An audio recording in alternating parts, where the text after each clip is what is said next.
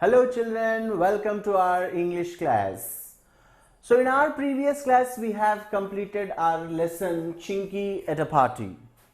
So Chinky, we have learned that it is the name of a cat and it narrates us all the events and incidents that happened on a particular day.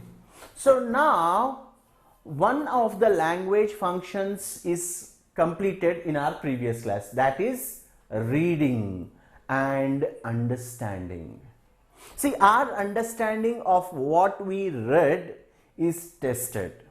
And what do we call that test? We call that test as comprehension. What do we call that? Comprehension. So from now on, whenever you listen to the word comprehension, please understand that it is referring to understanding. We have listening comprehension, we have reading comprehension, right? So listening comprehension is listening and understanding. Reading comprehension is reading and understanding.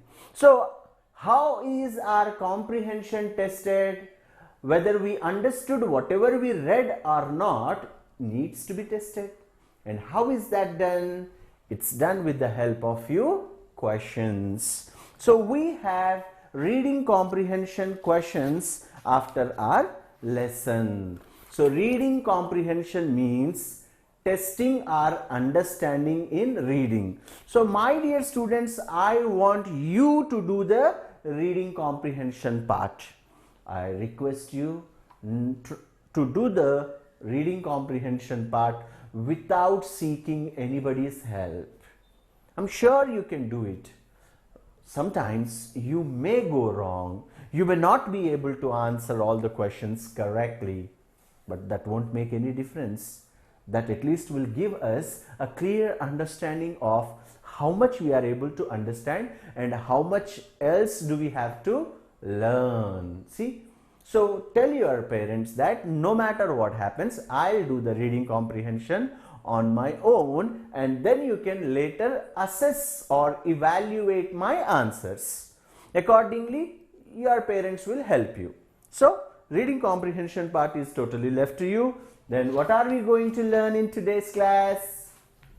In today's class, let us first start with listening. As I told you, listening comprehension, right?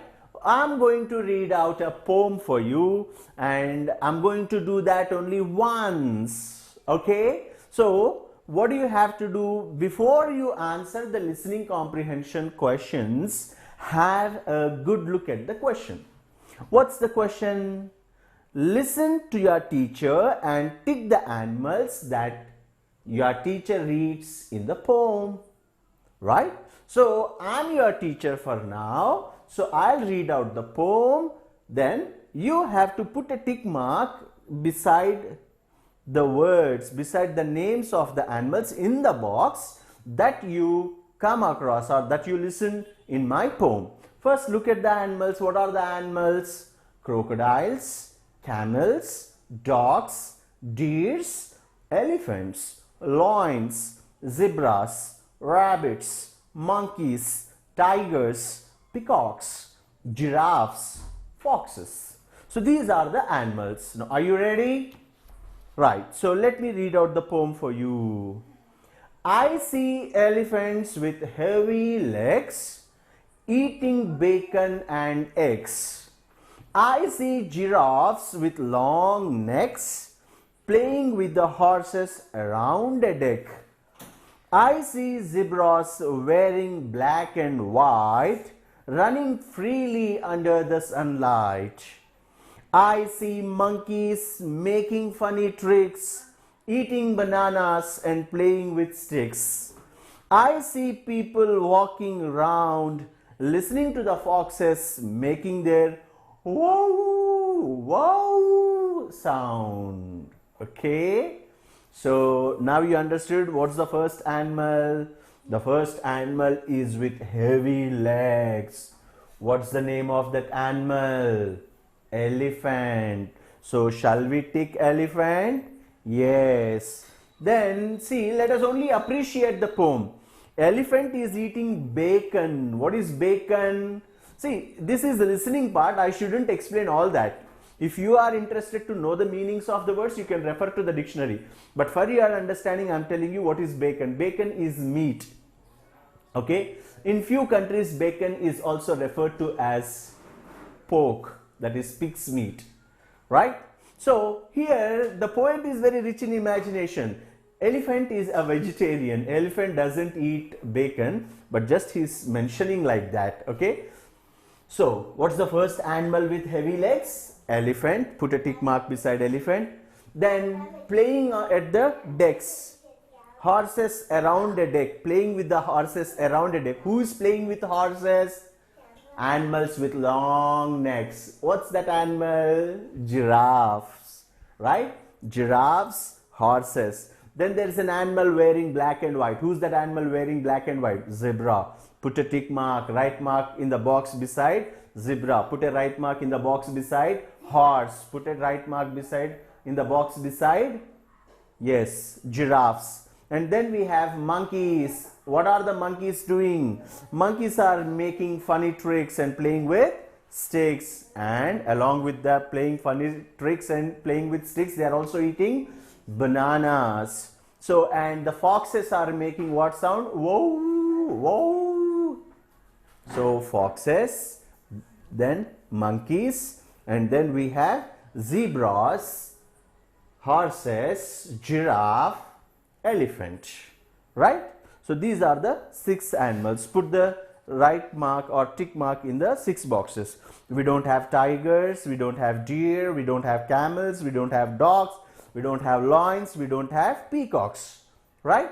So that's the listening part. Now, after listening, let's move on to the next part. What's that? Speaking. After listening, what's the next part? Speaking. So, my dear students, the more you listen, the more better it is for your speaking. The more you listen, the better your speaking improves, or the better your spoken skills develop. So I'm sure by the end of these classes you will become a very good speaker. Now let us learn. What are we learning here? We are going to talk about our hobbies. In speaking session, what are we going to do? We are going to talk about our hobbies. What are hobbies? Hobbies are those works or those activities that we love to do when we find time, not as a full-time job. See, your father goes to office. That's not his hobby. That's his duty.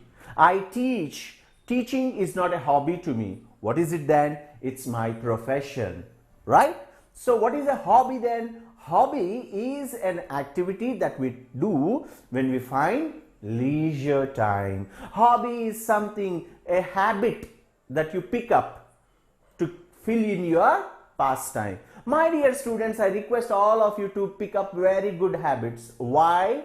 Because the habits that you pick up now, the hobbies you pick up now in your childhood, tomorrow after you grow up, they may also be helpful to you to start a second profession. That is how it is with many lives of great people. Let's not go deep into that. But now in our speaking part, we are going to talk about games and our hobbies. For example, usually whenever we meet people, what do? We ask questions. Whenever we meet people, we try to build rapport with them. We try to build a new relation with them. So we try to make them comfortable. We ask few questions about them so that we can know about them, and then we tell few details of ours so that the other person can also know us better, right? So we share information in order to build rapport, in order to strengthen the relation. Usually, what's the best topic to talk to a stranger or to a new person to strengthen our friendship or bond? To talk about their hobbies. So here, what's the general question? What do you like to play? What do you like to play? Now this is the question. So you can answer it like, I like to play hockey. It's given in the book. But for me, I like to play cricket, I like to play kho-kho, I like to play basketball, I like to play volleyball.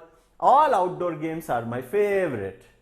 Right, so I know many of you also are very much interested in outdoor games. So what do you like to play? What is the answer? I like to play hockey. I like to play with dolls. A girl here is telling that she like to play with dolls. Then I don't play outdoor games. I like to play games on a computer. See, now we have a new friend here who's more interested in staying indoors. Okay, he enjoys the indoor games. He enjoys playing on computer rather than I don't play outdoor games. What is he telling? I don't play outdoor games. Then we have a cat. What is the cat telling? I like to chase mice. This is my favorite game. Okay, now here we have 1, 2, 3, 4, 5, 6, 7, 8 pictures, and below the picture we are also given the name of the game. Let us try to answer the question. What do you like to play? I like to fly a kite. What should be the answer? I like to fly a kite. Now don't tell that I like to fly a kite. No, that's wrong. Why? It is because play itself is verb. Then here fly is verb. I like to fly a kite. So maybe many of you also are making preparations for coming Sankranti to fly kites. So but please be careful when you fly a kite.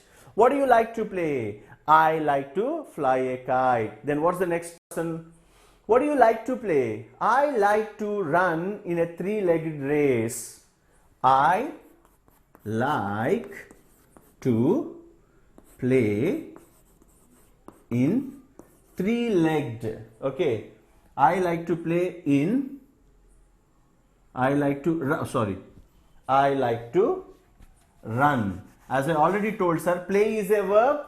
Then if we have another verb, we don't need to use play. Why we didn't write play here? Because fly is a verb. Here also the same. I like to run. We don't write I like to play. I like to run in a three-legged race. I like to run in a three-legged race. Then what's the next question? What do you like to play? The next game we can see in the book. I like to play hide and seek, hide and find, or hide and seek. Next question. What is there? A man with a cricketing bat. What do you like to play? I like to play cricket. Then two boys are playing chess there. How do you answer the question? What do you like to play? I like to play chess. Then two boys are playing with marbles there. What would be the answer? What do you like to play? I like to play with marbles. Then what's the next question? What do you like to play? I like to ride a bicycle. That is my favorite game. Then what do you like to play? I like to play tricks on others. So this is how we have to answer our question. What do you like to play, and convey our hobbies. Now, without wasting time, let us move on to our next topic. And what is our next topic? Our next topic is grammar. What is our next topic, sir? Grammar. G-R-A-M-M-A-R. I repeat, A-R. Grammar. Right? So read the following sentences. I belong to the Khans. Shahid taps Farha's shoulders. Farha's mother rushes to her mother. In these sentences, what is the first word? Belongs. Then what is the second word? In the second sentence, taps. And in the third sentence, what is the word? Rushes. Now, sir, you can see from the three sentences. From the first sentence, I took belongs. From the second sentence, I took taps. And from the third sentence, I took a word rushes. Why did I particularly choose these words? It is because these words are verbs. What are these? Verbs. What is a verb? we have learned the parts of speech. How many parts of speech are there? 8 parts of speech are there. In those 8 parts of speech, we have noun, pronoun, adjective, adverb, conjunction, preposition, interjection. And more importantly, we have verb. Verb is the most important parts of speech. It tells about an action, work, right? So belongs is a verb, taps is a verb, rushes is a verb. Why only did I pick the verb? Because verb helps us to know the tense. What does verb helps us to know? Tense. What is the meaning of tense?